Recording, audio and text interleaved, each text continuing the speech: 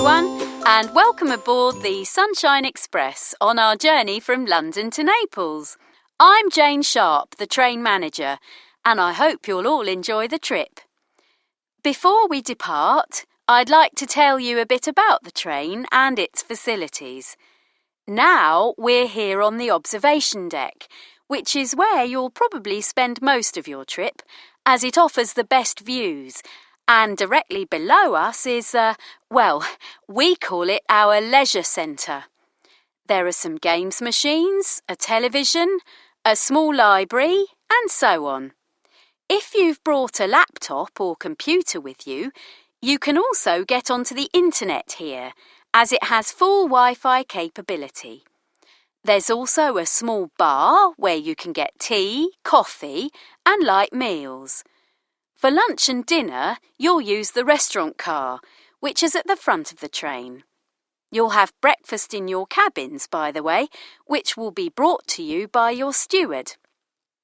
The two cars behind the restaurant are where you'll find the second-class cabins. Each cabin has seats which are changed into beds at night.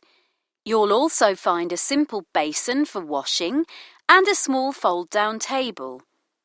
First-class passengers, your cabins are at the back of the train. To get to them, you'll need to pass through the lounge. This can be used by everyone during the day, but is exclusive to first-class passengers after 6 p.m. Right at the back of the train, basically as far as you can go, is my office. If anyone needs to see me, though, please use the phone in your cabin rather than coming to the office. Just press 1 and you'll get me. If I'm not there, tell your steward you need to see the manager and he or she will look for me. Right, let me give you a bit more information about the trip. The first part of our journey is from London to Paris, going through the Channel Tunnel. It will take us just over an hour to get to the tunnel, including a short stop before we get there to pick up some more passengers. From there, it'll be another 3 hours to Paris, so we're looking at 4 hours altogether, give or take a few minutes. A quick bit of advice about passports. You won't need these until we get to the Italian border, so I suggest you keep them in the safe, which you'll find in your cabin. Ask your steward, that's the person in charge of your carriage, for a key. That way, you won't need to carry them with you all the time. Now, meals.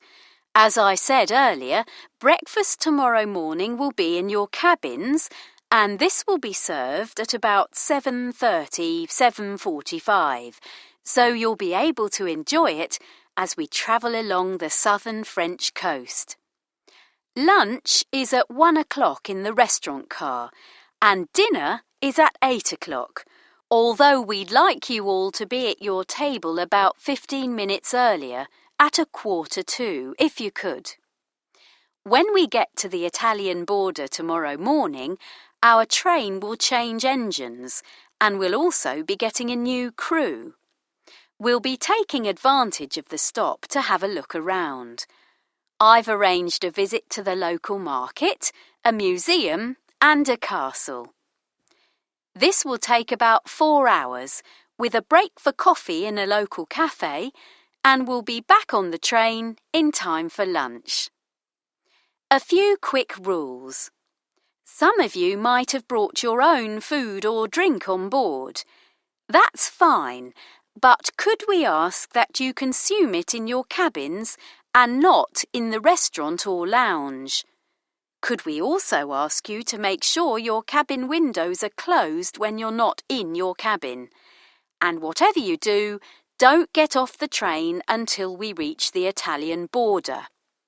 Apart from the border and 1 or 2 other places which I'll tell you about, any stops we make will only be for a few minutes.